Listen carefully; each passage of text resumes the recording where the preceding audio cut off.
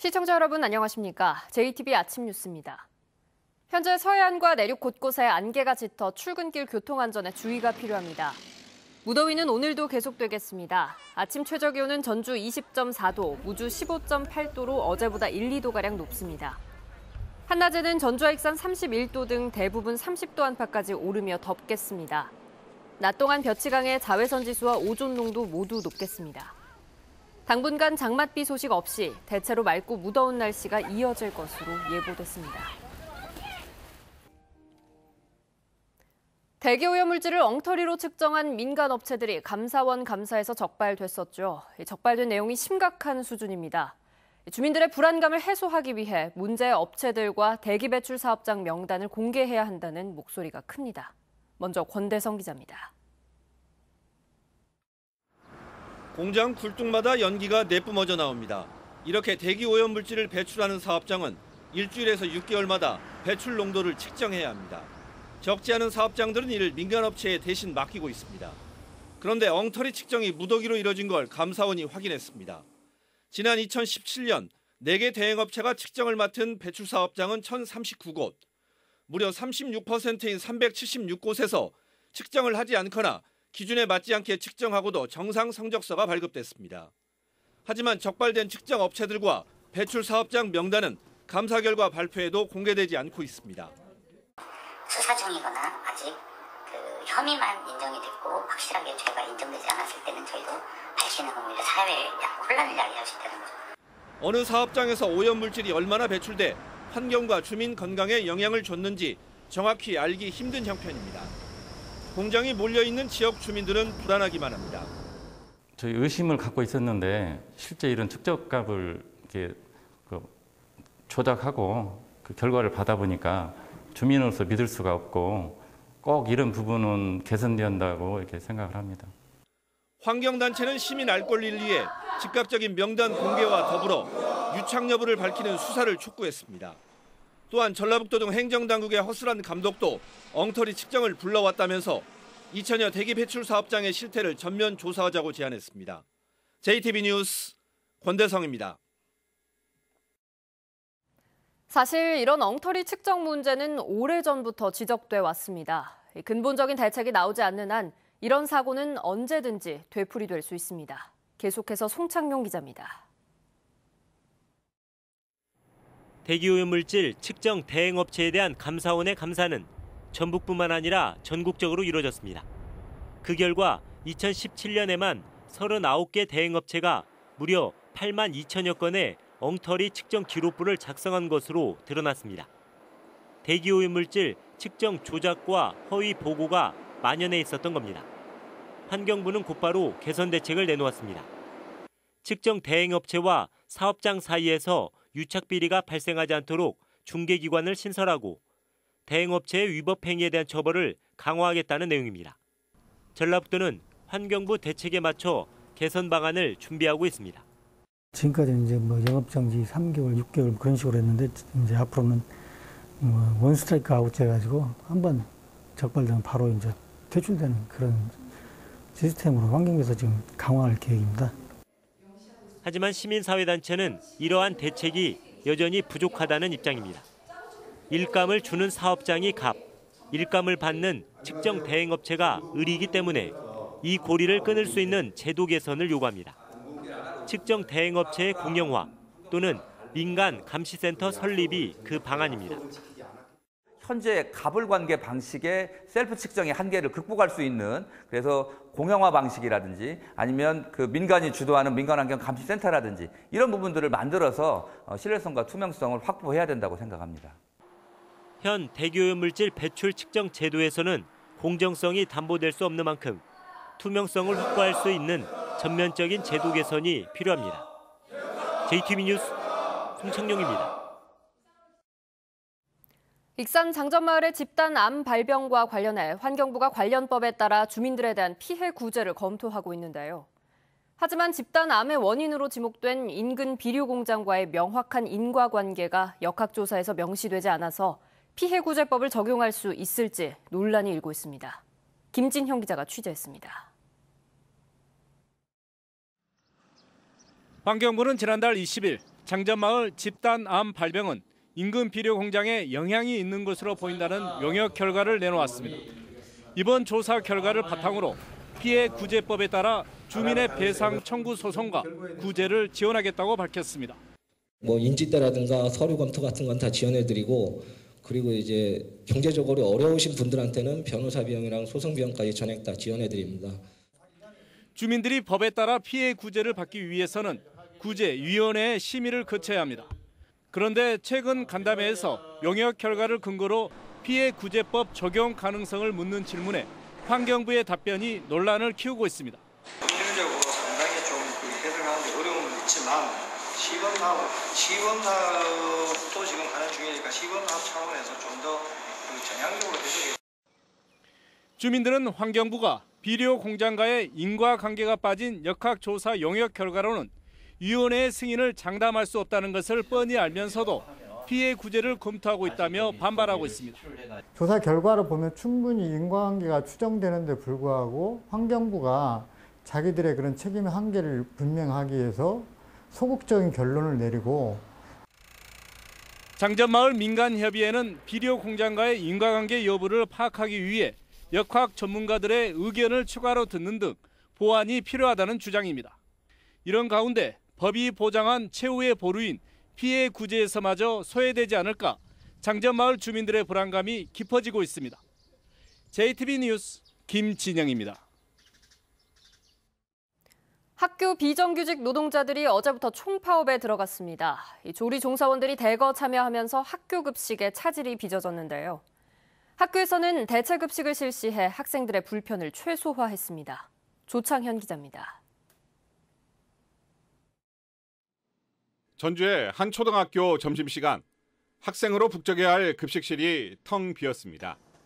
조리 종사원들이 파업에 참여하면서 급식이 중단된 것입니다.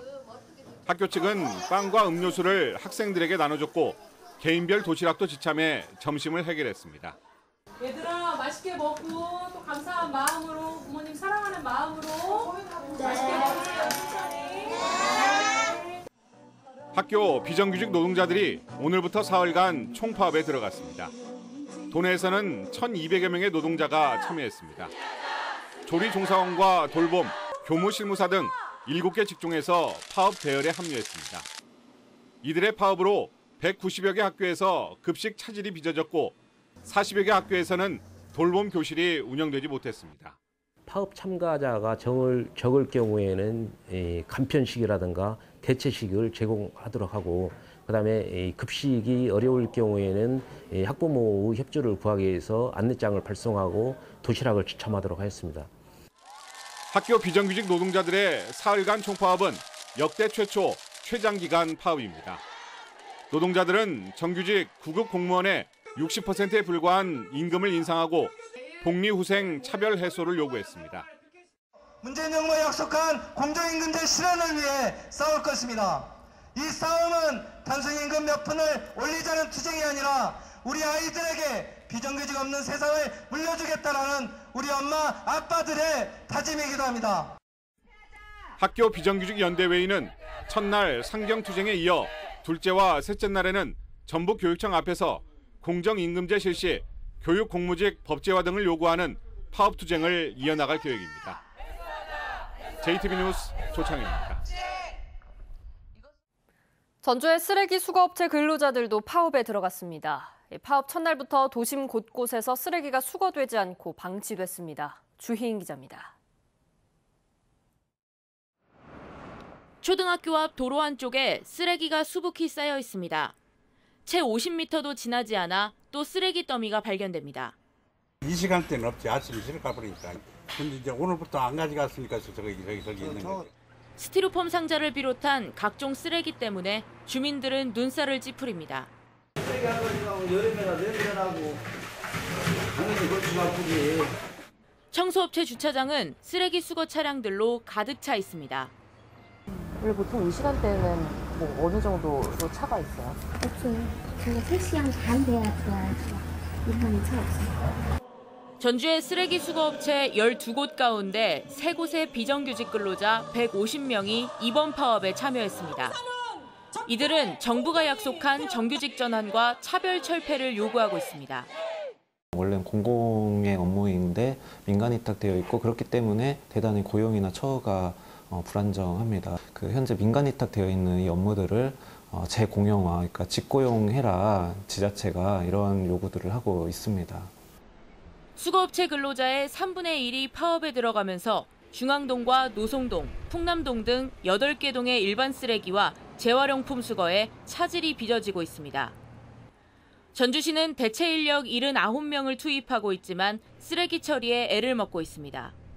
대로 중심으로 유동인구 많은 쪽 중심으로 우선적으로 하고 작은 소로 같은 경우는 좀 아무래도 처리를 못 하고 있다고 봐요.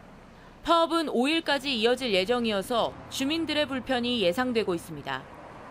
JTB 뉴스 주혜인입니다. 부안군과 농어촌공사 부안지사가 세계 잼버리 성공 개최를 위한 업무 협약을 맺었습니다. 완주군은 12개 민관과 협력해 다문화 장애인 가정집을 수리했습니다. 오정현 기자입니다. 부안군과 농어촌공사 부안지사가 2023년 새만금 세계 스카우트 잼버리를 성공적으로 개최하기 위해 업무 협약을 맺었습니다. 두 기관은 스카우트 교육 활동을 지원하고 홍보물 설치를 위한 장소를 제공하며 2023 새만금 잼버리 개최에 따른 효과를 널리 홍보하기로 했습니다. 완주군이 민관 협력으로 다문화 장애인 가정의 집을 새롭게 고쳤습니다. 완주군은 완주경찰서를 비롯한 12개 민관이 모은 돈으로 다문화 장애인 문모 씨 집에서 낡은 지붕과 화장실을 고치고 벽지를 새 것으로 교체했습니다. 남원시가 오는 2027년까지 동충동에 만인공원을 조성하기로 하고 문화재 발굴 조사에 나섰습니다. 남원시는 만인공원이 조성되면 정유재란 때 남원성을 지키기 위해 외적과 맞서다 숨진 선조들의 정신이 다시 조명될 것으로 보고 있습니다.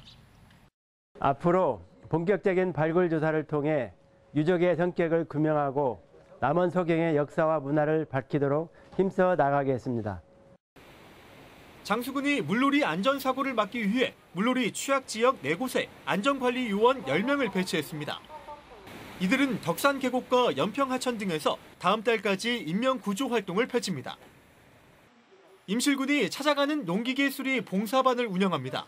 임실군은 오는 9월 5일까지 매주 화요일과 목요일마다 고장난 농기계를 저렴하게 수리해주고 올바른 농기계 사용법을 교육합니다. JTB 뉴스 오정현입니다. 국토교통부가 전주시의 2035년 목표 인구를 낮추라고 통보했습니다. 전주시는 2035년 도시기본계획안을 통해 지난 2015년에 65만 명인 인구를 2035년에 83만 명까지 늘리겠다고 밝혔지만 국토부는 고령화 시대를 감안할 때 실현 가능하지 않은 수치라면서 목표 인구의 하향을 요구했습니다.